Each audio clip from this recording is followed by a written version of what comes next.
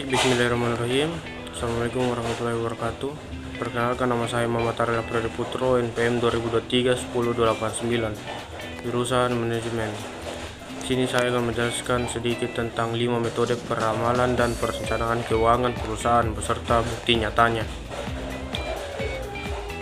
Yang pertama itu metode moving average atau MA.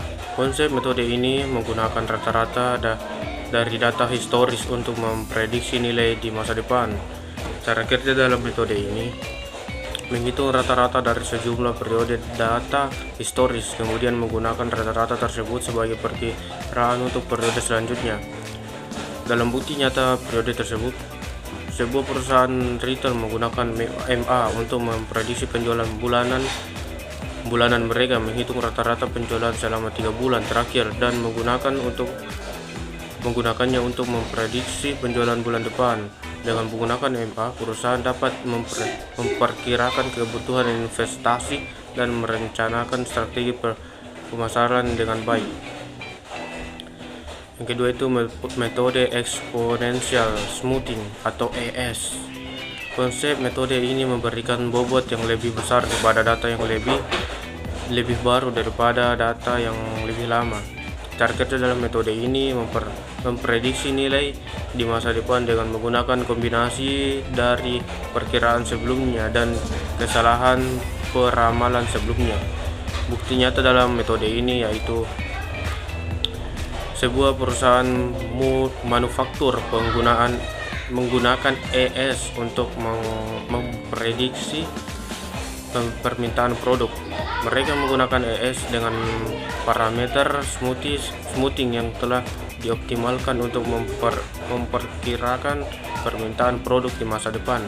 Dengan menggunakan ES, perusahaan dapat merencanakan produksi dan mengelola investasi dengan lebih efisien. Yang ketiga itu metode regresi linear. Metode ini mencari hubungan linear antara variabel independen dan dependen. Cara kerja dalam metode ini menggunakan model persamaan linear yang dapat digunakan untuk memprediksi nilai dependen berdasarkan nilai independen.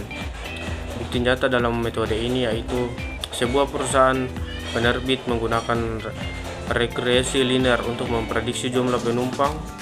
Mereka menggunakan data jumlah penduduk, pendapatan per kapita, dan harga tiket untuk memprediksi jumlah penumpang di masa depan.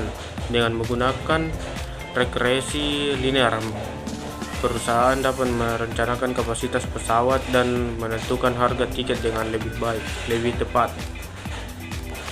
Yang keempat itu metode autoregressive integrated moving average atau ARIMA biasa disebutnya.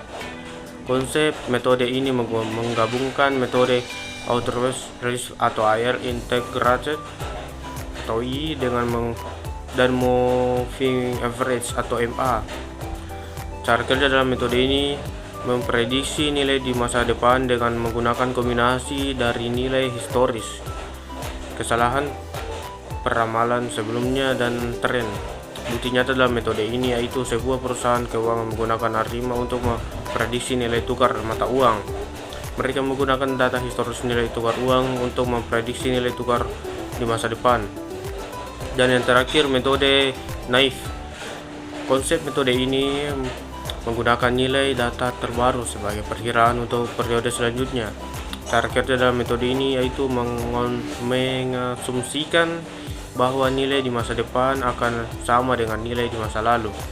Bukti nyata dalam metode ini yaitu sebuah perusahaan makanan menggunakan metode NAIF untuk memprediksi penjualan produk baru. Mereka menggunakan penjualan minggu pertama sebagai perkiraan untuk penjualan minggu berikutnya. Dengan menggunakan metode NAIF, perusahaan dapat mengukur potensi pasar dan merencanakan produksi dengan lebih baik. Baik, sekian dari saya. Wassalamualaikum warahmatullahi wabarakatuh.